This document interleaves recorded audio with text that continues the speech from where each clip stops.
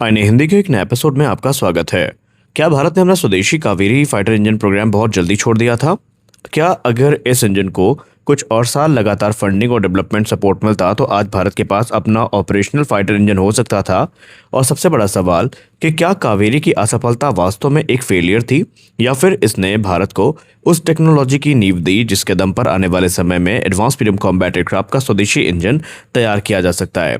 हाल ही में पूर्व भारतीय वायुसेना प्रमुख air chief marshal RKS Bhadauria sir की कुछ टिप्पणियां सामने आई हैं, जिसके बाद से कावेरी इंजन प्रोग्राम को लेकर एक बार फिर से जो बहस है वो छिड़ गई है और चर्चाएं काफी तेज हुई हैं।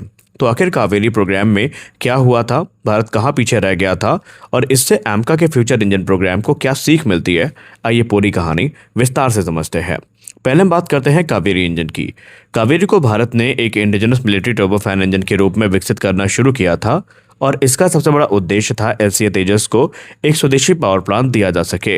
यानी भारत केवल फाइटर एयरक्राफ्ट ही नहीं बनाना चाहता था, बल्कि उसके सबसे महत्वपूर्ण हिस्से यानी कि इंजन पर भी आत्मनिर्भरता प्राप्त करना चाहता था। लेकिन फाइटर एयरक्राफ्ट का इंजन बनाना दुनिया के सबसे कठिन इंजीनियरिंग चैलेंजेस में से एक है। इसमें हाई टेम्परेचर मटेरियल्स, कंप्रेशर और टरबाइन टेक्नोलॉजी के साथ साथ कंबशन सिस्टम, प्रिसीजन मैन्युफैक्चरिंग और बेहद कॉम्प्लेक्स टेस्टिंग इंफ्रास्ट्रक्चर की ज़रूरत होती है। और भारत के सामने सबसे बड़ी समस्या यही थी कि उस समय देश के पास ना मॉडर्न फाइटर एयरक्राफ्ट डेवलप करने का अनुभव था, ना इंजन डेवलप करने का अच्छा खासा अनुभव था, और अनुभव की कमी ही थी कि भारत का ये प्रोग्राम अपनी अनुमानित टाइमलाइन को क्रॉस करके लंबा खींचने वाला था। अब कावेरी इंजन को बहुत सारी चुनौतियों का सामना करना पड़ा। कावेरी इंजन शुरुआत से ही कई बड़ी चुनौतियों का सामना कर रहा था। सबसे बड़ी चुनौती थी हाई परफॉर्मेंस मटेरियल्स और मैन्युफैक्चरिंग टेक्नोलॉजी। एक फाइटर इंजन के टरबाइन सेक्शन में जो टेम्परेचर होता है वो बहुत ज़्यादा होता है। वहाँ इस्तेमाल होने वाले मटेरियल्स को एक्सट्रीम हीट और प्रेशर में लगातार काम करना पड़ता है। इसके अलावा कंप्रेशर और टरबाइन के डिज़ाइन में भी अत्यधिक प्रिसीजन चाहिए। भारत को इन क्षेत्रों में एक्सपीरियंस हासिल करने में काफ़ी समय लगा। इसके ऊपर 1998 के न्यूक्लियर टेस्ट के बाद लगे अमेरिकी प्रतिबंधों ने भी प्रोग्राम को प्रभावित किया। कई क्रिटिकल टेक्नोलॉजीज, कंपोनेंट्स और स्पेशलाइज्ड मटेरियल तक पहुंच मुश्किल हो गई। टेस्टिंग इंफ्रास्ट्रक्चर भी उस समय उतना एडवांस नहीं था जितना एक मॉडर्न फाइटर इंजन के लिए चाहिए होता है। यानी समस्या एक इंजन डिज़ाइन की नहीं थी, पूरे इकोसिस्टम को डेवलप करने की ज़रूरत थी। फिर कावेरी इंजन आगे बढ़ता रहा। यहाँ कहानी का एक प्रमुख महत्वपूर्ण हिस्सा आता है कि कावेरी को अगर सिर्फ आधार पर देखा जाए तो वो तेजस के लिए रिक्वायर्ड थ्रस्ट नहीं दे पाया। तो क्या इसे फेलियर कहना आसान है? लेकिन प्रोग्राम ने इसके अलावा भी बहुत कुछ हासिल किया है, इसीलिए हम इसको फेलियर नहीं कह सकते। देखिए, एक पार्लियामेंट्री डिफेंस डॉक्यूमेंट के अनुसार नवंबर 2016 तक कावेरी प्रोग्राम में तकरीबन 2771 घंटे का जो इंजन टेस्टिंग है वो हो चुका था। इसके अलावा इंजन की फ्लाइट टेस्टिंग भी IL-76 फ्लाइंग टेस्ट बेड पर की गई थी। टेस्टिंग लगभग 12 किलोमीटर के एल्टीट्यूड और तकरीबन मैक 0.7 की मैक्सिमम फॉरवर्ड स्पीड तक हुई थी। इसका मतलब साफ है कि भारत ने सिर्फ लैबोरेटरी में इंजन का मॉडल बनाकर नहीं छोड़ा, वास्तविक इंजन टेस्टिंग और फ्लाइंग टेस्ट बेड टेस्टिंग तक प्रोग्राम पहुंच चुका था। लेकिन सबसे बड़ी समस्या ये थी थ्रस्ट और thrust to weight ratio. Kaveri अपने ओरिजिनल टारगेट के अनुसार तेजस को रिक्वायर्ड परफॉर्मेंस नहीं दे पाया। और तेजस फाइटर एयरक्राफ्ट की जब हम बात करते हैं तो वहाँ पर थ्रस्ट की रिक्वायरमेंट ज़्यादा थी। अब फाइटर एयरक्राफ्ट के लिए इंजन का वजन कम रखते हुए ज़्यादा थ्रस्ट पैदा करना बेहद महत्वपूर्ण होता है। इसी वजह से तेजस को आखिरकार विदेशी इंजन पर निर्भर रहना पड़ा। और यहीं से पूर्व Indian air force chief RKS Bhadauria sir की बात काफ़ी महत्वपूर्ण हो जाती है। उनके अनुसार कावेरी को केवल फेलियर के रूप में नहीं देखा जाना चाहिए। क्यों? क्योंकि इस प्रोग्राम के दौरान भारत ने compressor design, turbine technology, combustion materials, इसके अलावा जो मैन्युफैक्चरिंग और इंजन टेस्टिंग जैसे क्षेत्र है यहाँ पर महत्वपूर्ण नॉलेज हासिल करी और एक्सपीरियंस को हासिल किया। यानी शायद कावेरी का सबसे बड़ा आउटपुट कोई ऑपरेशनल इंजन नहीं था, बल्कि एक पूरी जनरेशन की इंजीनियरिंग नॉलेज थी। और यही नॉलेज भविष्य के प्रोग्राम में इस्तेमाल की जा सकती थी। भदौरिया सर का कहना रहा है कि कावेरी ने एक लंबा सफ़र तय किया था, लेकिन मौजूदा कावेरी को सीधे एमका या तेजस जैसे प्लेटफॉर्म में इस्तेमाल करना संभव नहीं है। इसका मतलब ये नहीं है कि कावेरी की सारी मेहनत बेकार चली गई, बल्कि इसकी टेक्नोलॉजीज़ और एक्सपर्टीज़ को फ्यूचर इंजन प्रोग्राम में इस्तेमाल किया जा सकता है।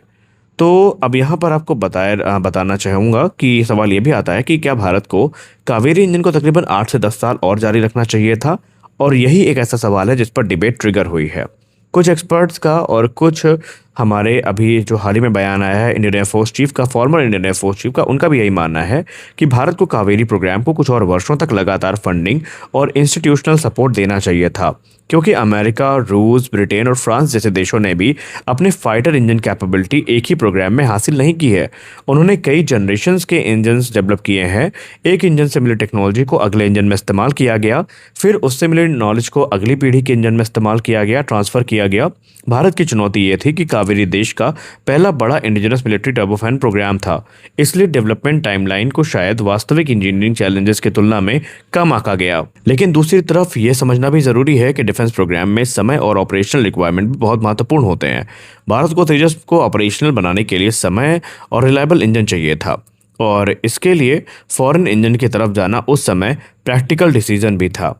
अब एमका इंजन की जहाँ तक बात रही, तो अब बात पहुँचती है या कहानी पहुँचती है भारत के सबसे महत्वपूर्ण फ्यूचर फाइटर जेट प्रोग्राम एमका तक।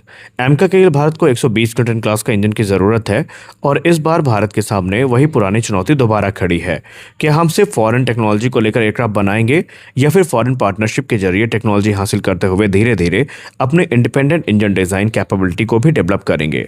इस दिशा में रोल्स रॉयस, सैफरान और अन्य जो फॉरेन टेक्नोलॉजी पार्टनरशिप है, इनको लेकर चर्चा हो रही है।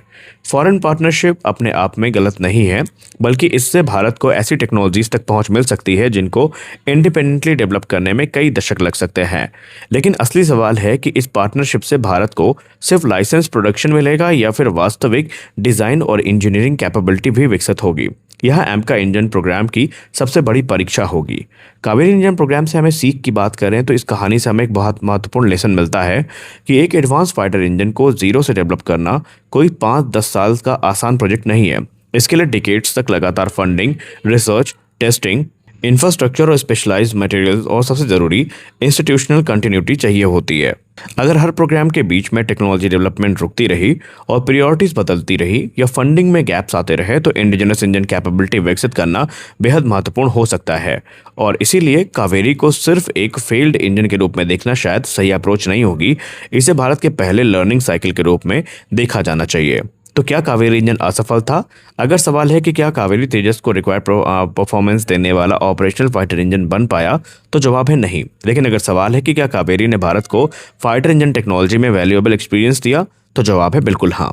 देखिए, इस प्रोग्राम से हमने बहुत कुछ सीखा है, और इस प्रोग्राम ने भारत को कंप्रेसर से लेकर टर्बाइन, कंबशन, मटेरियल और मैन्युफैक्चरिंग और टेस्टिंग तक कई महत्वपूर्ण क्षेत्रों में अनुभव भी दिया है। अब असली चुनौती ये है कि इस नॉलेज को अगली जनरेशन में ट्रांसफ़र कैसे किया जाए। एमका सिर्फ भारत के फाइटर एयरक्राफ्ट डेवलपमेंट का टेस्ट नहीं है, ये भारत की इंडिजिनस इंजन टेक्नोलॉजी के भविष्य का भी टेस्ट है। और इस बार भारत ने फॉरेन पार्टनरशिप के साथ अपनी डिज़ाइन कैपेबिलिटी को लगातार मजबूत किया है। तो आप इस प्रोग्राम को लेकर क्या सोचते हैं? क्या आप आर के एस भदौरिया सर की बात से सहमत हैं? सहमत है तो हमें ज़रूर बताएं। मिलते हैं अगले वीडियो में, तब तक के लिए जय हिंद।